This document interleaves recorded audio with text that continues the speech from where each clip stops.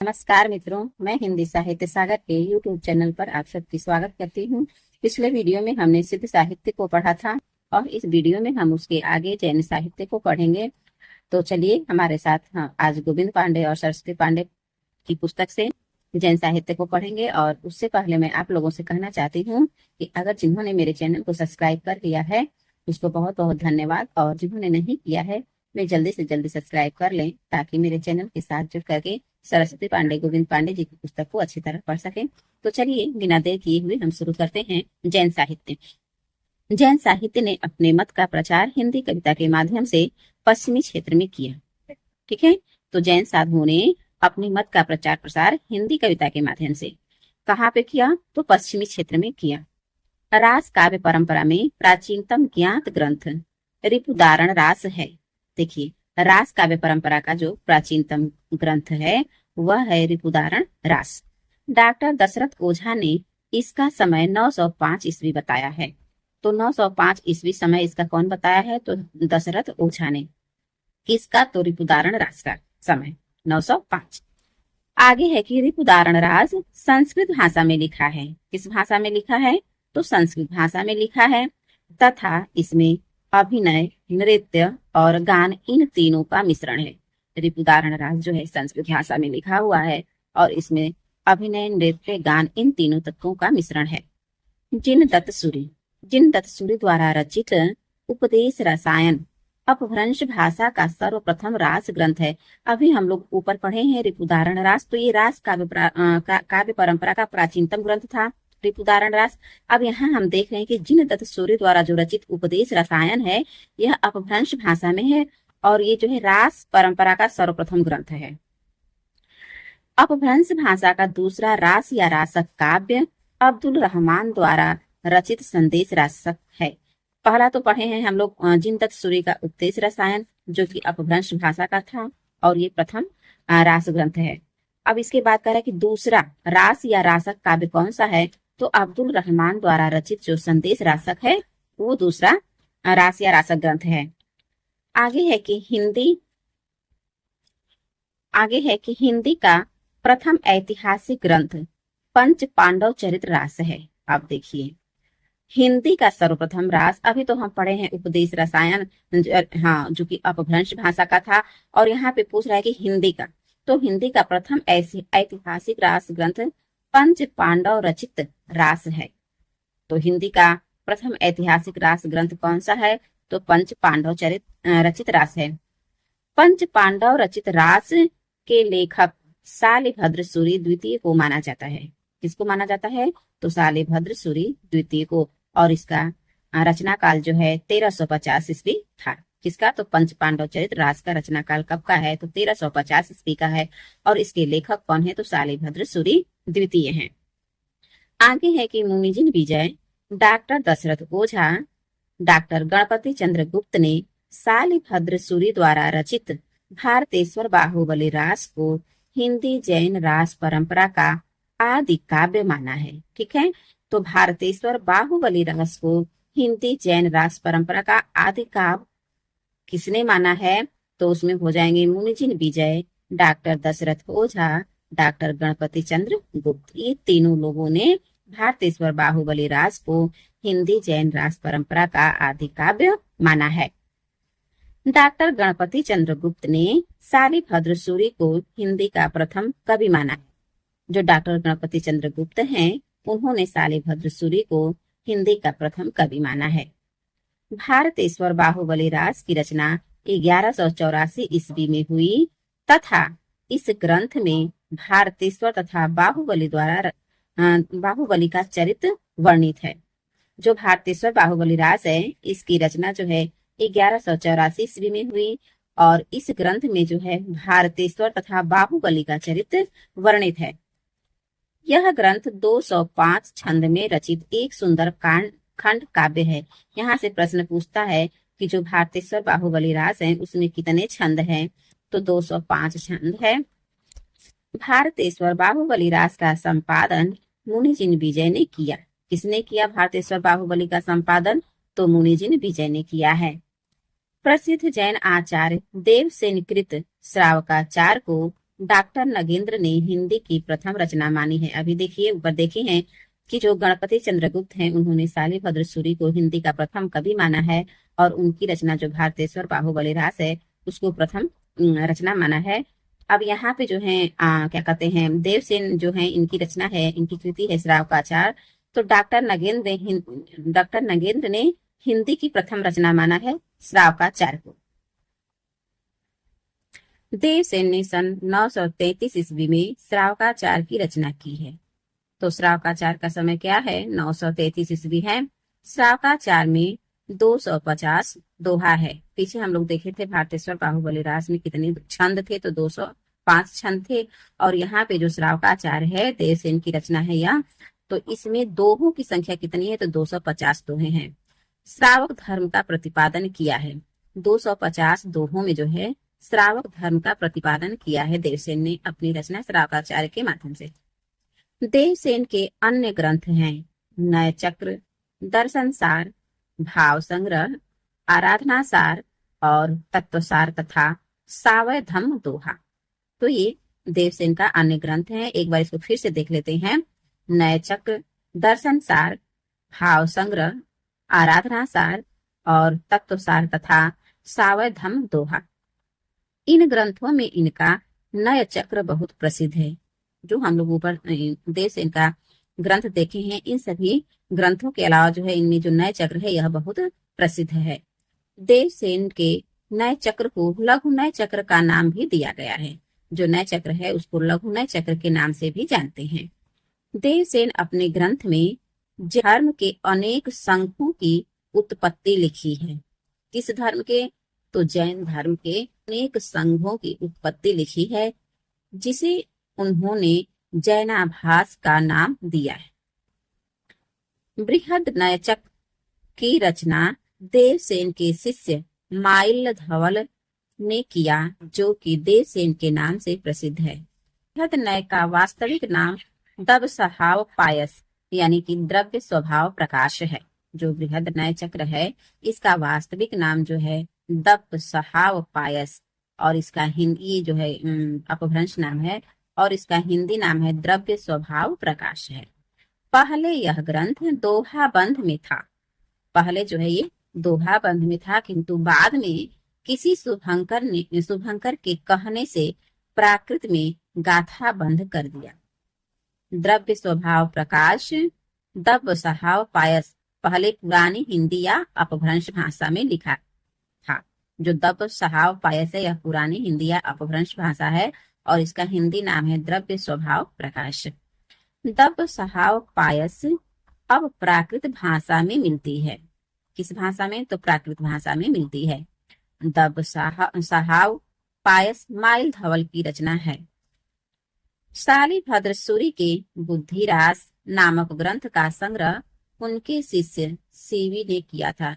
यहाँ से भी प्रश्न जो है परीक्षा में देखने को मिलते हैं कि जो बुद्धिरास नामक ग्रंथ है जो उनका उस ग्रंथ का संग्रह किसने किया था? तो उनके शिष्य यानी शालिभद्र सूरी के शिष्य सीवी ने किया था। आगे है कि आसकू नामक कवि ने जालौर में लगभग 1200 ईस्वी के आसपास 35 छंदों का एक लघु खंड काव्य चंदन बाला रास नाम से लिखा।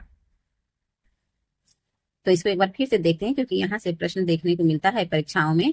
तो आसकू नामक कवि ने जालौर में लगभग 1200 ईस्वी के आसपास 35 छंदों का एक लघु खंड काव्य चंदन बाला रास नाम से लिखा। आसुग ने जीव दया रास नामक एक अन्य ग्रंथ की भी रचना की। तो आसु कवि जो इनकी चंदन बाला रास हो गई और जीव दया रास हो गई। जो चंदन बाला रास है इसमें करुण रस की प्रधानता है और इसमें 35 छंद है। आगे है कि जिन दत्त सूरी ने 1209 ईस्वी में स्थूली भद्र रास की रचना की। स्थूली भद्र रास की रचना किसने की है? तो जिन धर्म सूरी ने की है और इसका समय जो है 1209 ईस्वी है। स्थूली भद्र रास में रचयिता का नाम जिणधाम मिलता है। देखिए कह रहा है कि जो स्थूली भद्र रास है इसमें रचयिता का नाम जिणधाम मिलता है, जो जिन धर्म का ही पर्याय समझा जाता है। जो जिन धाम है वो जिन धर्म का पर्याय है। विजय सेन सूरी ने रेवंतगिरी राज की रचना 1231 ईस्वी के आसपास किया है। तो जो विजय सेन सूरी है, सूरी ने जो रेवंतगिरी राज की रचना की है वह 1231 ईस्वी में की है, इसके आसपास। आगे है कि जो रेवंतगिरी रास, इसमें जो है जैन तीर्थ रेवंतगिरी तथा तीर्थंकर नेमिनाथ की प्रतिमा के महत्व का प्रतिपादन ऐतिहासिक एवं पौराणिक इतिवृत्त तथा प्राकृतिक सौंदर्य के आधार पर किया गया है। रेवंतगिरी रास में जैन तीर्थ रेवंतगिरी तथा तीर्थंकर नेमिनाथ की प्रतिमा के महत्व का प्रतिपादन जो है ऐतिहासिक एवं पौराणिक इतिवृत्त तथा प्राकृतिक सौंदर्य के आधार पर किया गया है। रेवंतगिरी रास जो है 4 कड़वकों में विभक्त है। कितने कड़वकों में? तो 4 कड़वकों में विभक्त है।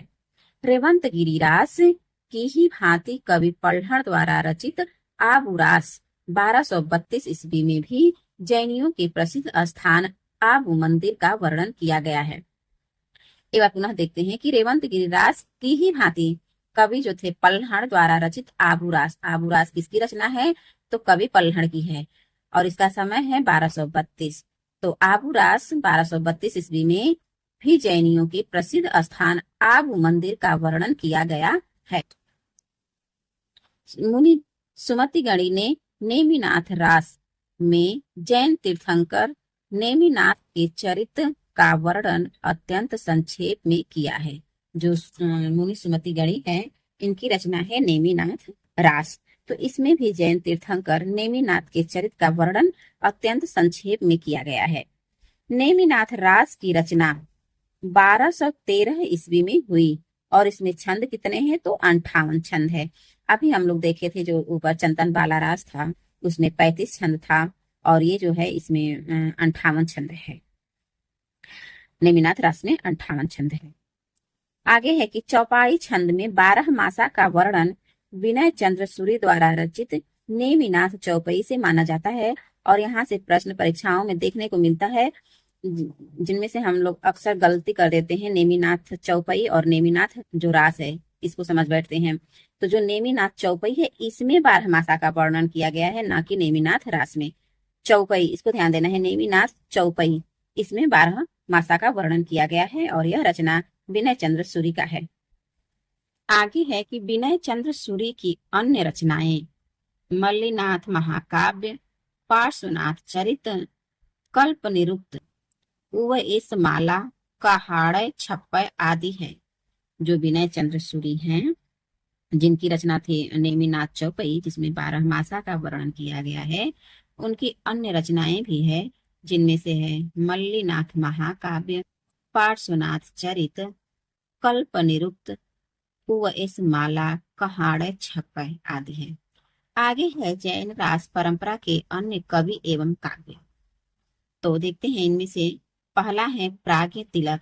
इनकी रचना है कच्छुली रास और कब का है? तो 1306 ईस्वी का है।